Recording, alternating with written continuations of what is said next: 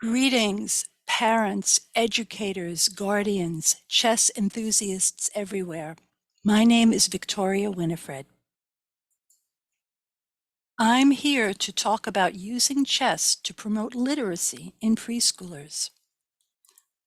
I've been teaching and mentoring other teachers since 2006 in both New York City and Tennessee. For 10 years, my personal classroom was used as a workshop model by Columbia University.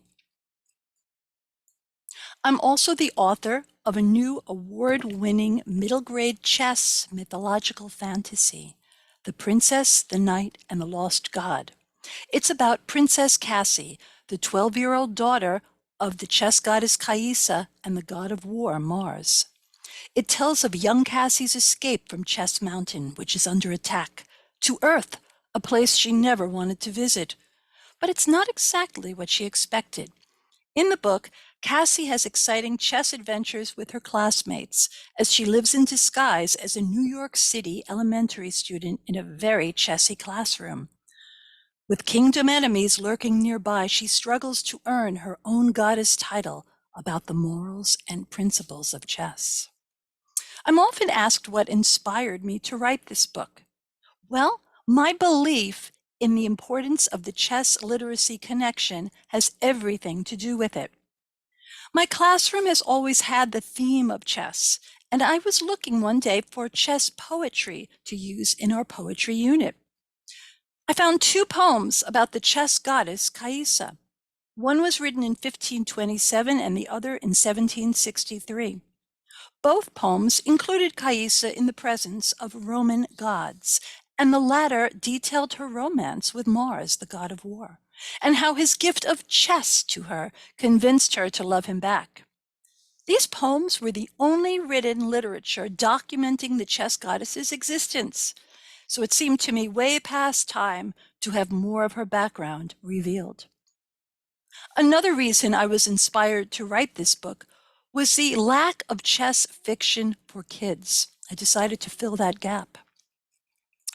Today, I want to talk about the remarkable educational value of chess instruction to support the areas of English language arts, reading, writing, language, speaking, and listening.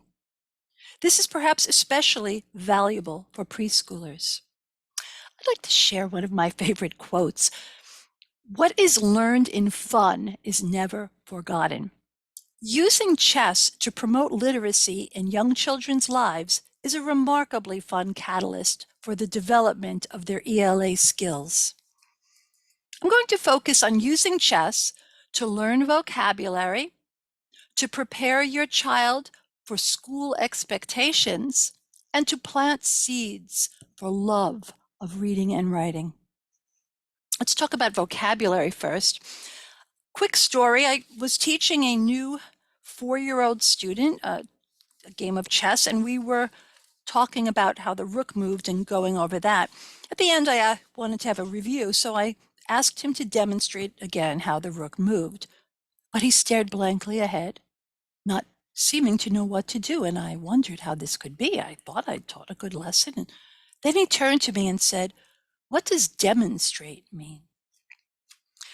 Demonstrate isn't only a chess word, but eventually it would be coming up in instruction while learning the game. But the point is, it's easy to assume that our words are understood. And if a student doesn't react properly to our question, we'll assume he doesn't know or she doesn't know the bigger concept, when really it was just a vocabulary word that they didn't own yet. Understanding testing vocabulary is a huge issue in education, and the game of chess is a fabulous place to learn an enormous range of those kinds of words. Just a few samples here.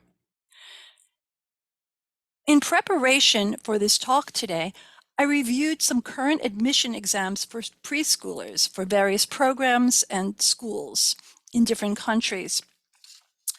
So here's a sample. Now, in addition to the fact that this diagram somewhat resembles a chessboard, several questions are based on it. And the student, the preschooler, has to answer verbal questions or prompts. The instructions will be given once and will not be repeated for the child, even if asked. Look at some of these words in the questions about this diagram. Design, rectangle, square, rows, columns. Obviously, you could tie that in with ranks and files. But again, chess is such a rich resource. And as your guide, you can insert these important words very naturally when helping them. We can't jump to the math because children will fail math exams if they don't understand the written or spoken instructions. And speaking of those types of things, let's look at the expectations for incoming kindergartners. All right, pay attention for short periods of time to adult-directed tasks. Well, teaching a chess game and for your child to listen to their teacher or to you and follow through is a wonderful time to start this sort of activity. You know, when I went to kindergarten, I think I would have gotten into kindergarten as long as I put together a 3-piece puzzle. But these days, as you can see, there's a lot more required. Start to follow rules, chess rules, getting used to following rules to do things, using verbal skills to solve problems, chess problems, asking and answering questions to clarify things that are not understood. These are all natural events in learning chess, and then they can be applied to other areas as well. But the fun of chess is going to make this really happen for your preschoolers. Now, these last two have to do with literacy also. Identifying and printing alphabet letters and numbers. Many of your chessboards have the ranks and files, the numbers and letters right there. Student will be able to add drawings or other visual displays as desired to provide detail. Okay, one thing at a time. Let's go to the reading part.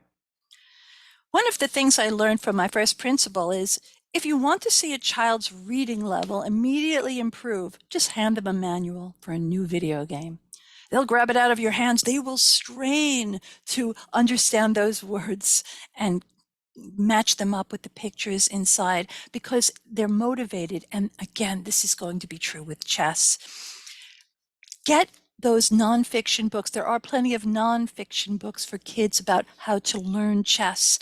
And the beautiful diagrams and images inside them are going to teach them the game a little bit just by looking at them, but it's also going to make them want to understand those words, putting that thirst for reading into them through something fun. Now, some of these books, of course, will have words and passages that are too difficult for preschoolers, but put it in their hands anyway. You will be amazed, I predict, at what will come out of it, at the connections that they will make, and your guidance will be instrumental. Writing. Well, commonly, children have a lot of trouble often just being enthused enough. What can I write about? Well, writing about a chess game or lesson has proven to be very inspirational in many people's experience, certainly my own. A preschooler, though, well, here's where we might start. Let's think of your preschooler filling in a comic strip to retell a chess lesson or game. It might start like this. They would have some frames that they could number, forming numbers.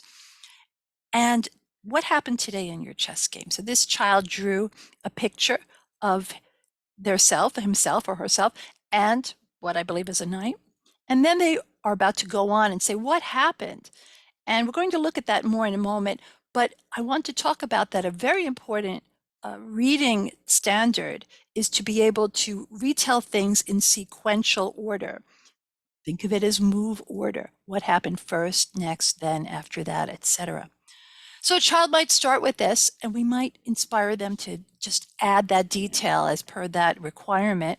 And let's see what the end result might look like. Wow, okay.